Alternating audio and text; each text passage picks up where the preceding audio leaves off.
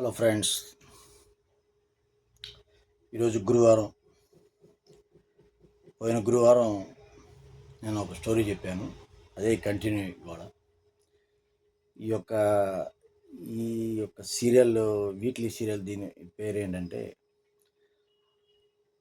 తప్పు చేసిన వాళ్ళు ఎప్పటికైనా శిక్షింపబడుదురు అనే కాన్సెప్ట్ అన్నమాట ఇది. అయితే పోయిన వారం ఒక స్టోరీ చెప్పాను. అదే సాఫ్ట్వేర్ ఆయన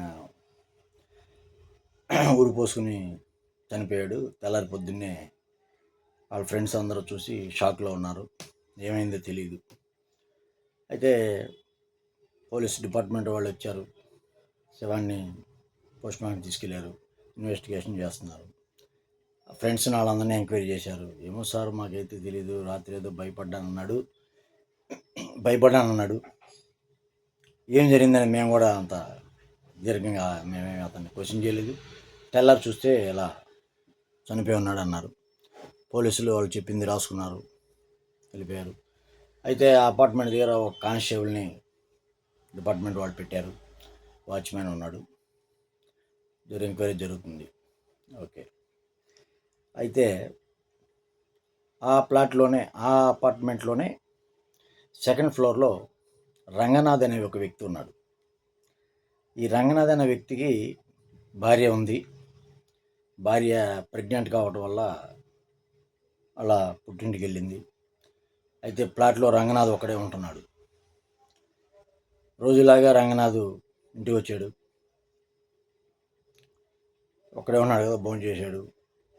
టీవీలో ఒక హారర్ మూవీ చూస్తున్నాడు. నైటు 10-10:30 అవుతుంది. అయితే ఈ రంగనాథ్ హారర్ మూవీ చూస్తున్నాడు, లైట్లు తీసేసి ఉన్నాయి. అయితే బయట వర్షం పడే సూచన కూడా ఉంది. సరే సినిమా చూస్తున్నాడు. అయితే అనుకోకుండా ఇతనికి కళ్ళెదురుగానే ఒక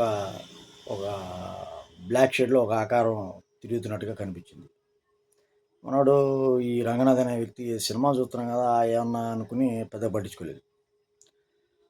సరే వంటగదిలో కొంచెం డిస్టర్బెన్స్ అయింది, వెళ్ళాడు, అక్కడ ఏమీ లేదు.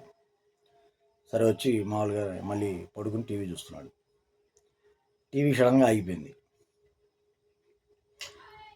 ఆగిపోయి మనోడు సరే ఆగింది కదా ఏదో వర్షం అని ఊరుకున్నాడు.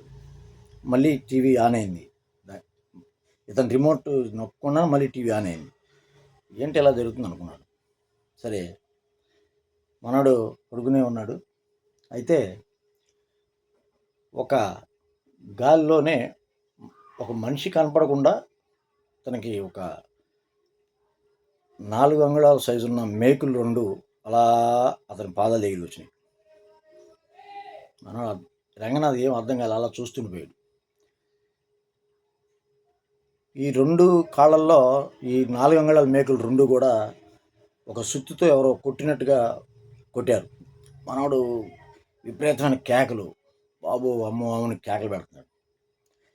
2 అరికాళ్ళలో 2 మేకులు దిగిపోయినాయి, విపరీతమైన బాధ. అయితే ఇంకా ఈ బాధతో అరుస్తూనే ఉన్నాడు. ఇంకొక 2 మేకులు ఈ మోచేతి దగ్గర ఇక్కడ 2 మేకులు దిగినాయి.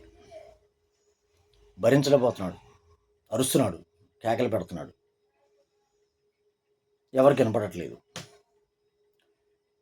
అయితే ఇలాగే ఉండటం వల్ల ఇంకొక పెద్ద 10 అంగుళాల దగ్గర ఒక సోలం లాంటిది, ఇంత సోలం లాంటిది అతని నుదురి మీద కొట్టడానికి రెడీ అయిపోయింది. మనిషి కనపడట్లేదు, ఆ మేకు ఆ యొక్క సోలం ఈ యొక్క సుత్తే కనపడుతున్నాయి అతనికి. ఆ నుదురి మీద అలా కొట్టబోతుండగా పెద్ద అరుపరిచి లేచాడు. అదంతా కళ. రంగనాథ్ ఉలుక్కుబడి లేచాడు. తీరా చూస్తే కళ. టీవీ దానంతరం అది మోగుతూనే ఉంది, ఫ్యాన్ తిరుగుతూనే ఉంది. అటు ఇటు చూశాడు, ఎవరు లేరు, ఒళ్ళంతా చెమటలు పట్టినాయి. ఏంటి ఇలా కళ వచ్చింది అనుకున్నాడు. లేచాడు, అట్లా చూశాడు, రూమ్స్ అన్నీ ఎతికాడు, ఏమి అంత నార్మల్గానే ఉంది. అయితే ఈయనకి మందు తాగే హ్యాబిట్ ఉంది. అయితే వెళ్ళి చూశాడు, బాటిల్స్ ఏమి లేవు, ఖాళీ బాటిల్స్. కానీ మనోడు టెన్షన్ పెరిగిపోతుంది, ఏం చేయాలి అర్థం కావట్లేదు, డ్రింక్ చేసేయాలి.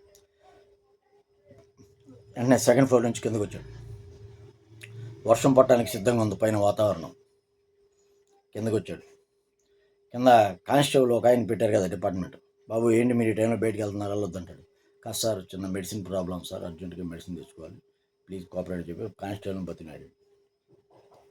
సరే ఓకే, తొందర రండి, వర్షం పడేటట్టుందన్నాడు కానిస్టేబుల్. ఈ రంగనాథ్ బండి తీసుకుని, ఈ ఊరు చివరి కదా ఇది అపార్ట్మెంట్, అవుట్కట్స్ కదా అనుకున్నాం, వెళ్ళాడు. బండి వేసుకుని వెళ్ళాడు, వైన్ షాప్ దగ్గరికి వెళ్ళాడు, వైన్ తీసుకున్నాడు, మందు తాగాడు, మళ్ళీ బయలుదేరాడు. నైట్ కరెక్ట్గా 12 అయింది.